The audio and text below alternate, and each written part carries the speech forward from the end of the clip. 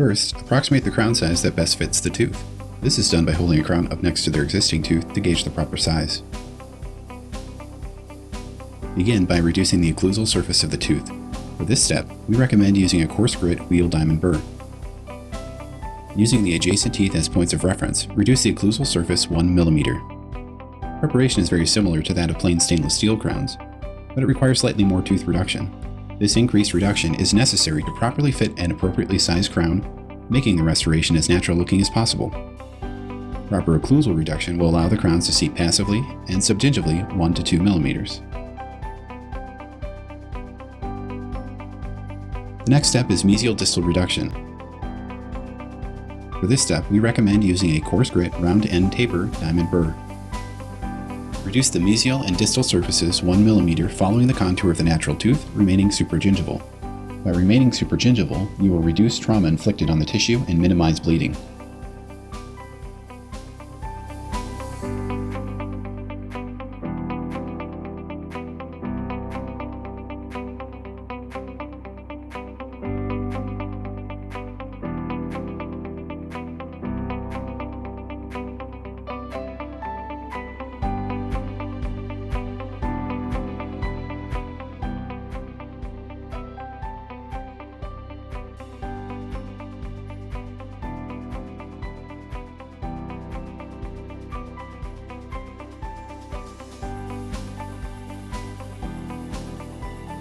Now, begin your buccolingual reduction.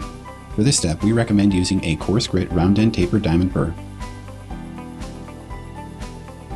Reduce the buccal and lingual surfaces 1 mm, remaining supragingival.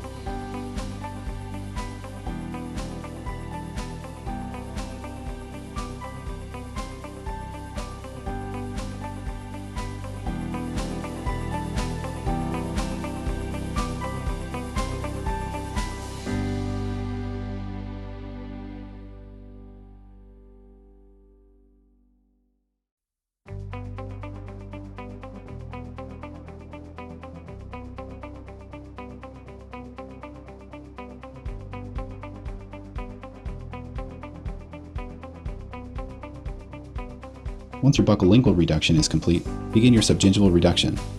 For this step, we recommend using a fine grit, flame-shaped diamond burr.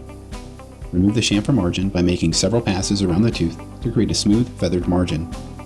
Doing so will reduce trauma to the tissue and minimize bleeding. Pay close attention to the buccal bulge area. This is the largest part of the tooth and will require the most amount of reduction. Proper subgingival reduction will allow the crowns to seat passively and subgingivally 1 to 2 mm. Try your selected crown size and verify the crown fits passively and completely. The most important key to remember when placing zirconia kinder crowns is that a passive fit is required.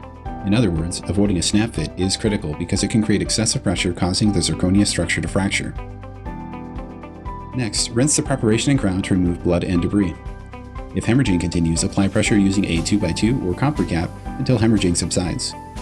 Some clinicians use a hemostatic agent to speed up this process. Completely fill them with your cement of choice. The crown is not completely filled with cement. Blood can get inside the crown, causing the restoration to discolor over time. This cementation technique also removes inadvertent voids in the cement, ensuring proper retention. Many dentists are using a straight glass ionomer, such as Ketaxen, with zirconia kinder crowns. Using the powdered liquid version, mix it slightly thicker than normal, which will allow the cement to cure quicker and bond better to the crown and tooth structure.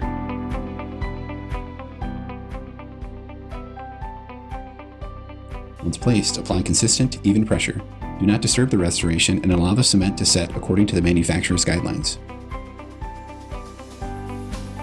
If you need to sterilize a zirconia kinder crown, we recommend autoclaving.